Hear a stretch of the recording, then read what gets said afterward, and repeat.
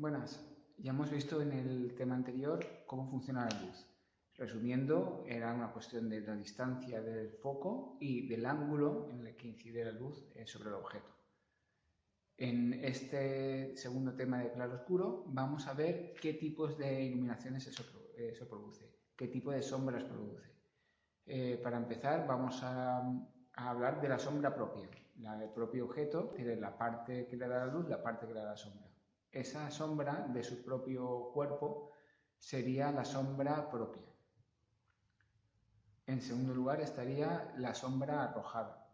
La sombra arrojada es la luz que le tapa a otros objetos o a la superficie en la que está. Esta, curiosamente, cuando tenemos la situación idónea de iluminación, es la sombra más oscura.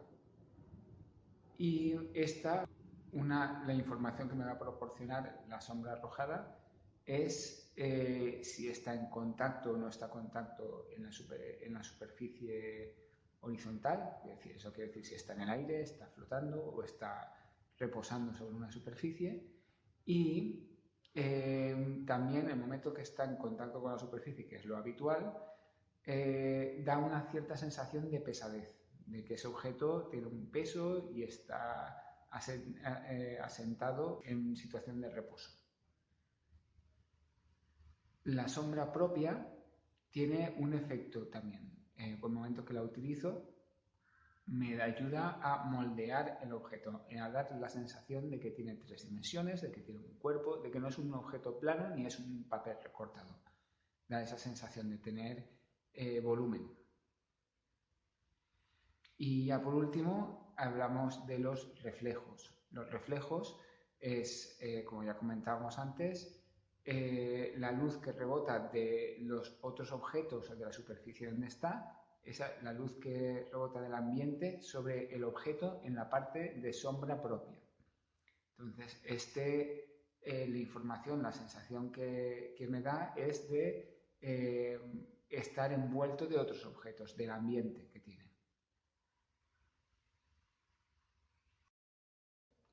De nuevo, uno de nuestros enemigos va a ser la contaminación lumínica a la hora de discernir dónde están las sombras. Aquí, como veis, está todo muy iluminado sin necesidad de tener el foco todavía encendido. En el momento que está encendido sí que se intuye un cierto claroscuro, pero tendréis que hacer un esfuerzo de imaginación muchas veces para ver o para estructurar el claroscuro en vuestro dibujo, llevándolo más allá de lo que realmente lo veis.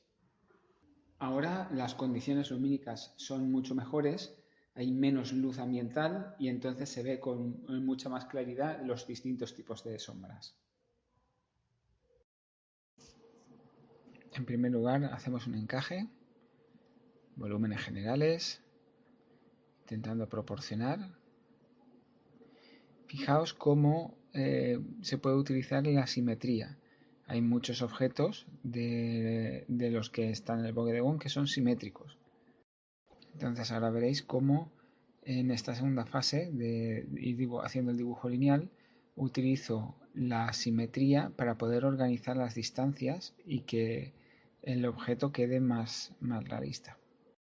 De hecho, una vez se ha definido la simetría, veréis que como hay un trazo que para diestros o zurdos siempre hay un tipo de curva que nos resulta más fácil, este en mi caso.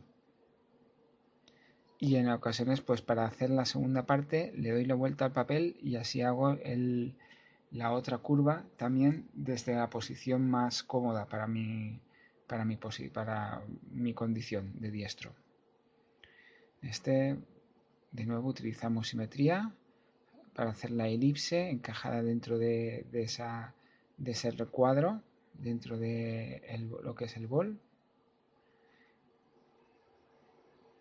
Y eso, aprovechar, trabajar las simetrías que os facilitarán mucho la definición de los objetos.